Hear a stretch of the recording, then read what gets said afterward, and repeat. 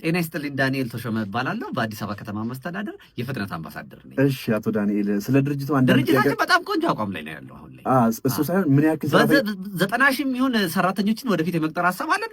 በጣም ቆንጆ አቋም ላይ ነው ያለው። ይቅርታ አንዴ ብታዳምጠኝ ጥያቄ ነውና ምንድነው? ስለ ድርጅቱ ነው መጠየቅ የፈለከው? ስለ ድርጅቱ ነውና ሰራተኞች ስለ ድርጅቱ ጠይቀኝ እኔ እንደመልስልህ ነው የፈለከው። ይቅርታ አቶ ዳንኤል። እሺ ይረጋጋና እኔ መልስ። አምባቸው ግርማቸው ደመላሽ እባላለሁ። በአዲስ አበባ ከተማ መስተዳደር የንዴት አምባሳደር። እሺ አቶ አምባቸው፣ በመጀመሪያ ለቃለ መጠየቁ ፈጣን በልልኝ ጊዜ ስለሌለኝ ወደ ጥያቄ። እሺ አንዳንድ ሰራተኞች በሱ ድርጅት ውስጥ ቅሬታ ያቀርባሉና የምን ቅሬታ? እንደተባለው ከሆነ የደሞዝ ማነስ። የምን አባታቸው ደሞዝ ነው የሚያንሳቸው? የምን አባታቸው ደሞዝ? ለእኔ ስንት እንደሚከፈል ታውቃለህ? ለእነሱ ስንት እንደሚከፈል ያውቃሉ? ያውቃሉ ወይ? ስለማያውቁ ነው እንዲያውቁ አደርጋችኋለሁ። እኔ ደግሞ ማለት ነው እኔ በአንድ ወር ውስጥ 1.2 ሚሊዮን ብቻ ነው የሚከፈለኝ። 4 ቤተሰብ እያስተዳደርኩ 2500 ብር አንሷቸው ነው። ምንድን ልፋጫም።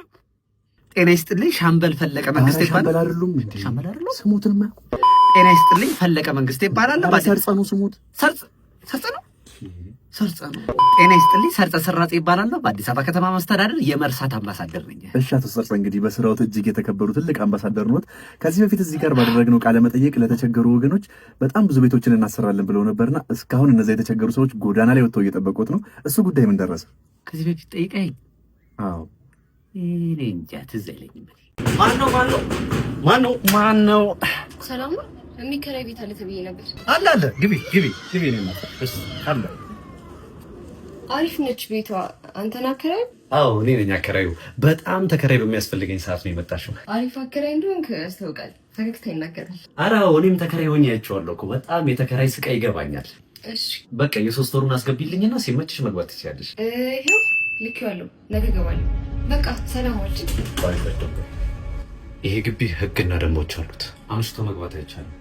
ከ3 ሰዓት በኋላ አምፖል ማብራት አይቻልም። ከእሮብ ውጪ ውሃ መቅዳትም ሆነ መድፋት አይቻልም። መጫጫህ፣ እንግዳ ማብዛት፣ ለኔ ሳያሳውቁ ፍቅር መስራት፣ እናም ክሽን ያለ ወጥ መስራት አይቻልም። እንዴ ወጡ ደግሞ ለምን አይቻልም? አከራይ እንዳይጎመጅ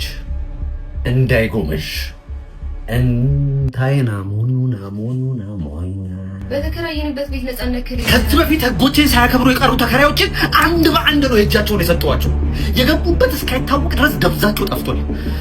አጽማቸው የተቀበረበት መሬት ላይ ቤት ሰርቼ ሳከራይሽ እንዴት ያለ ደስታ እንደሚሰማኝ። እንዴ እሺ ልውጣ።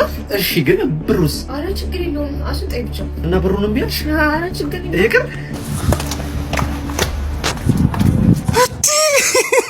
ያበደ ቢዝነስ አይደል እንዴ?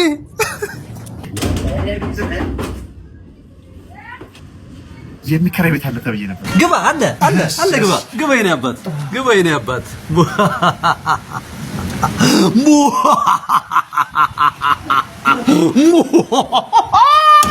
እንዴት ዋላችሁ ተማሪዎች? ደህና ነን።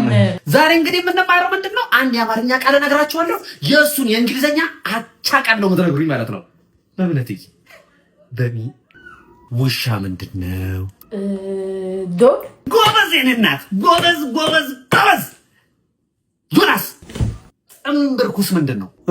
ጥንብርኩስ ምንድን ነው? ኧረ እኔ እንጃ። ምንድን ነው ይላል እዚህ ስለፈለፍ ምሎ ለአንተ አይደለ ንሆለል።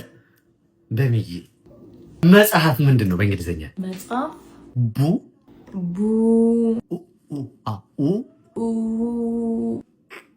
ቡክ። የኔ እናት እንዲህ ነው ተማሪ እንዲህ ነው። ዮናስ ህብለ ሰረሰራዊ ህላዌ ምንድን ነው? ምን ማለት? ኧረ ቲቸር ለእሷ ቀላል እየነገርካት ለእኔ እንዴት ማስተማር እንዳለብኝም ልትነግረኝ ትፈልጋለህ? ለማንኛውም 162 ሚሊዮን ማርክ ቀንሽ ይባላል። ከዛ ወላጅ ታመጣለህ። ወላጅ ቅማያትህን ነው የምፈልገው። ሞተዋል እኮ ከመቃብር ቆፍረን ቢሆን ይዛቸውና በሚዬ አባት ሪል ስቴት ግዛ። የምር ተወደዋለህ። ምኑን ነው የምወደው? እንደው ፊቴን ስታዩ ሪል ስቴት የመግዛት አቅም ያለኝ ሰው መስላለሁ? ኪሴ በብር ሆዴ በመገበጦ ተጣብቆ ሪል ስቴት ግዛት ይኛለሽ? እዛ ፊት ሪል ስቴት ለምንድን ነው ችግር የምታስታውሱኝ? ሲም አውጣ ይለኛል። የሲም የሌለኝ ሰው የሪል ስቴት ልግዛ ወይ? ነይ ኑሮ የላሰይሽ ነይ።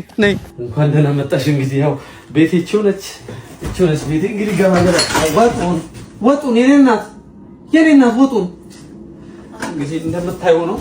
ቤቴ ምንም በምንም ነች፣ እንዲህ ምንም በምንም ነገር ነች። እንጀራ እንዳንሶ ላይ የሆነ ኑሮ ነው የምኖረው። ምን ታደርጋለሽ? አሁን እኔ ታዲያ ሪል ስቴት የምገዛው እኔ እችላለሁ ወይ?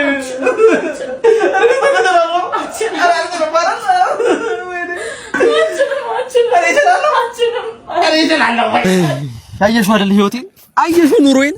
አንቺ ሪል ስቴት ግዛ ምናምን ትይኛለሽ እዚህ። በጣም አዝኛለሁ ከምር።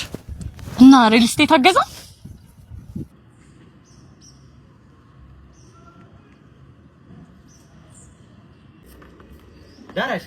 ዳራሽ ግቢ እዚህ ጋር ዳራሽ እዚህ ጋር ምልክት አይታየም ነው? ከ20 በላይ መፈጣጠን አይቻልም የሚለው ለማን ነው? ለኔ ነው። ራዳሪ ዘርስ እኮ ምን አሻንጉሊት ነው ምን መስራት ነው? ደግረኛ ተጀመረ እንዴ? አሁን ተጀመረ። ዛሬ ነው የሰማሽ? የኔና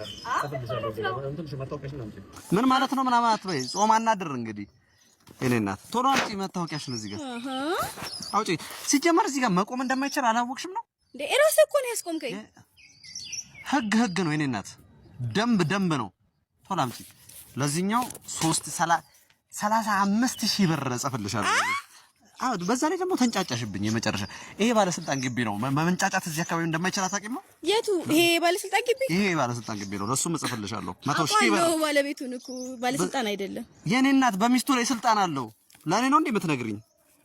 አዎ ያዚ ይሄ በቴሌ ብር 295,000 ብር አስገቢ። በቃ ረፊ ቶሎ ረፊ ጫምላቅ ነይ እያያ አይዘኝም ብለሽ ቆይ ሄሎ በአንተ በኩል አሁን ራዳር ጥሳ እየመጣች ያለች ያዛ ታስቆመ ቅጣት። አዎ ታርጋ ቁጥር ሞንደል ምንድነው? ዳረስ ና ወጣ በል ወደዚህ። አይሰማኝም።